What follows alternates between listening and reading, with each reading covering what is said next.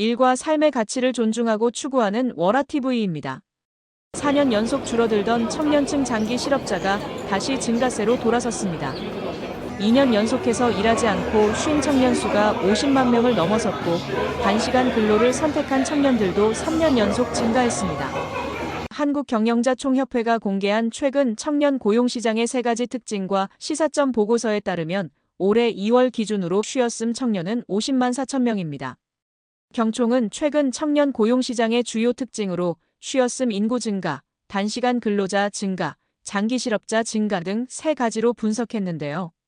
쉬었음은 비경제활동 상태 중 하나로 지난 한 주간 육아가사, 통학, 취업준비 등의 활동을 하지 않고 특별한 일 없이 쉬었다는 것을 의미합니다.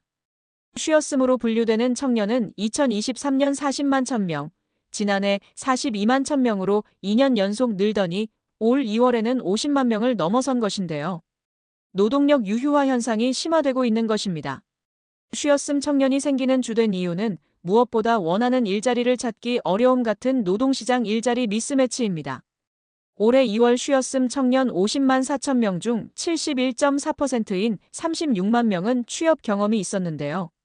노동시장에 진입하지 않고 쉬는 것이 아니라 취업을 경험한 후 더 이상 구직 활동을 하지 않는 사례가 늘고 있다는 뜻입니다.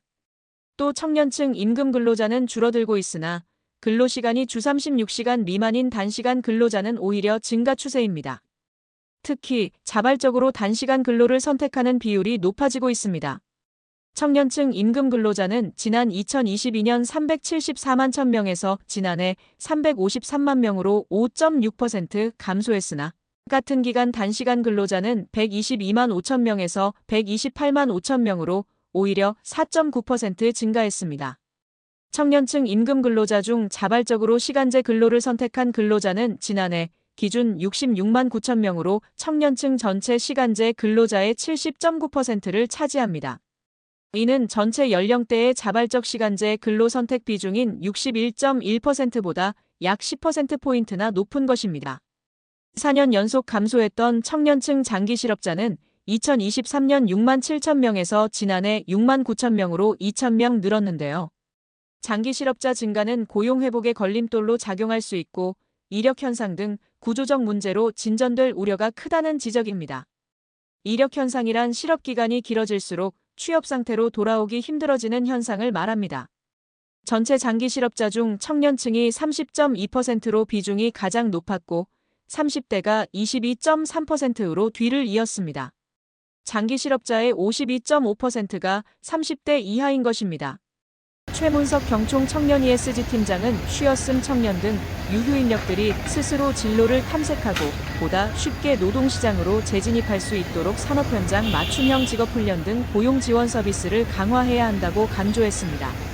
특히 삼성전자의 SSAFY나 LG AI연구원의 LG 에이머스 등 민간 주도의 수준 높은 청년 고용 지원 프로그램을 대폭 확대해 취업하지 못한 청년들에게 직무 능력을 높이고 일 경험 기회를 제공함으로써 고용 가능성을 제고해야 한다고 제안했습니다.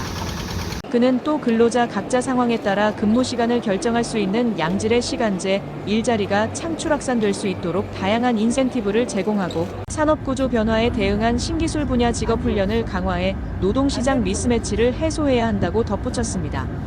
지금까지 워라TV였습니다.